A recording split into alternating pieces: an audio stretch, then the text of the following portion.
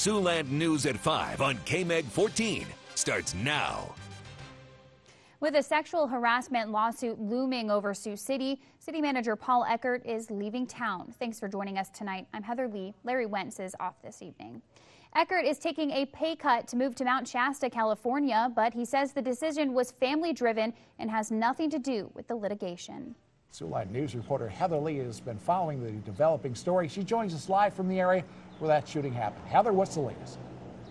Well, Erica, Larry, people in this neighborhood are still on edge, but many of them have told me they do not believe Jamal Dean is still in the area. Even still, you can see patrol cars patrolling the streets. All in all, things are getting back to normal here. Things are calm, but yesterday's events were far from ordinary, and they were very scary. This is the patrol car Officer Kevin McCormick was driving. You can actually see bullet holes in the windshield. Now, when he heard shots fired, he laid down on the ground, he put the car in reverse, and he got out of there as quick as possible. As you can see, this fire is not out just yet. If you take a look behind me, you can still see a massive cloud of smoke coming from a burning area. In fact, every couple of minutes, I see helicopters bringing those big buckets of water to pour on the fire. And there are still several crews out here working to get this fire under control.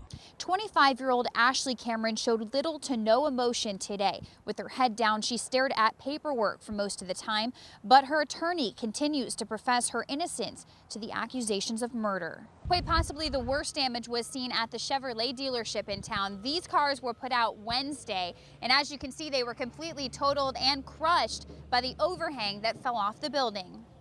Ashley Cameron kept her head down for most of the time, but she did breathe a sigh of relief when she heard the judge say he did not find her guilty of first-degree murder. Even after Officer McCormick had been shot in the head, unable to see out of his right eye because of blood coming from his forehead, he continued to chase Jamal Dean to this school. He later received instructions from the police department to wait for help. A Sioux City church gets an unexpected windfall. The Iowa State Treasurer returned $18,000 to St. Paul's Lutheran Church. A water treatment plant in Sioux City is relying on coyotes to keep geese away. They're not real, and no, they don't howl, but they're scary enough. Siouxland News reporter Olivia Wilmson went to find out why these fake coyotes are on the job. City crews work around the clock to get these potholes filled. If you take a look at the bottom of the hill, those guys prep the holes while these guys fill them. It only takes a few minutes. Todd Akin is a strong Christian man with a wonderful family. That's how Congressman Steve King sees Todd Akin. But Akin's comment about rape had both Democrats and Republicans asking him to drop out of the Missouri Senate race on Monday. Akin told a reporter that pregnancies from rape are, quote, really rare, and suggested rape victims are less likely to get pregnant. But King says instead of focusing on one phrase and turning it into a national issue, voters should focus on the big picture. I think this election should be about how did Todd Akin vote? And what did he vote for? What did he stand for? And in this case, I'm seeing the same thing. Petty personal attacks substituting for strong policy. King supports the No Taxpayer Funding for Abortion Act. It would ban federal funding of abortions except in cases of forcible rape. Right now, Medicaid also covers abortions for victims of statutory rape or incest. For example, a 12-year-old who gets pregnant.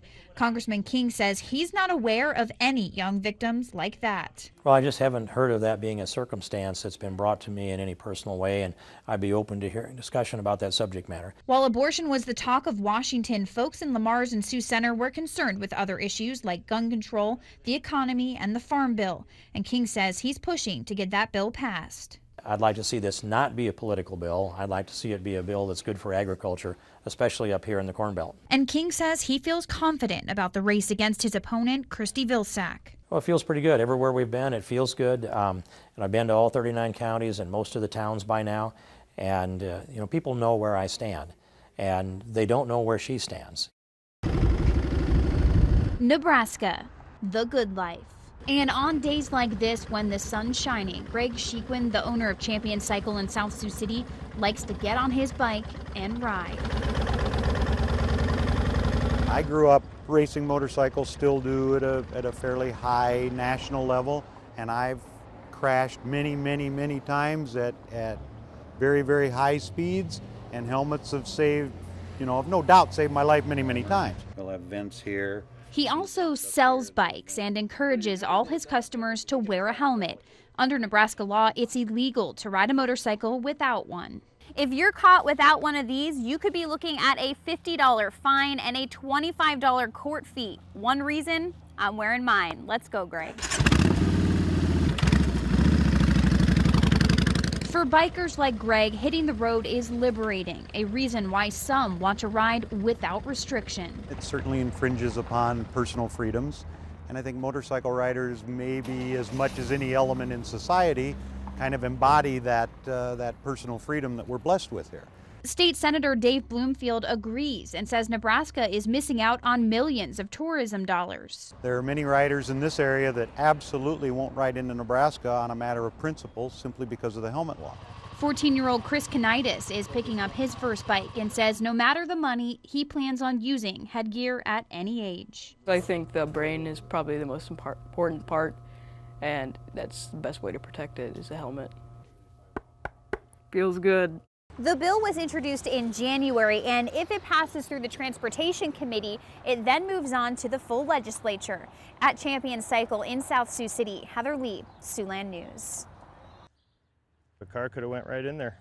This giant hole is enough to scare anyone, especially when you drive down Villa Avenue every day like Charles Kelleher. You watch out for the repair work, but you'd hit this, and I hit it one time, and after that we slowed down and looked and saw that it was starting to go in, and I just figured it was the normal until it got real big. This crevice in the road eventually expanded to take out half the street. It's not a sinkhole. It happened because a stubborn water main kept breaking and wiped out the soil underneath. The bus came across it, and that was the final blow that did the street in, so the bus didn't get stuck.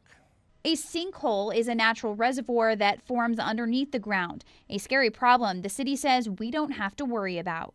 The rock formation underneath of our soils does not allow for that to happen. Potholes, on the other hand, are a problem. Typically, potholes are caused by cracks in the pavement that then between the frost and the thawing process, it just continuously breaks up the concrete, forming a hole like this one. City crews work around the clock to get these potholes filled. If you take a look at the bottom of the hill, those guys prep the holes while these guys fill them. It only takes a few minutes. Sioux City makes its own asphalt, which speeds up the process. We're kind of a rarity anywhere in the Midwest. We have a city-owned asphalt plant. We provide that to the state of Iowa, occasionally Woodbury County and some other local entities. If you've seen a pothole, you can bet the city wants to fill it. We've posted information on how you can report it on our website. That's SiouxlandNews.com. In Sioux City, Heather Leigh, Siouxland News.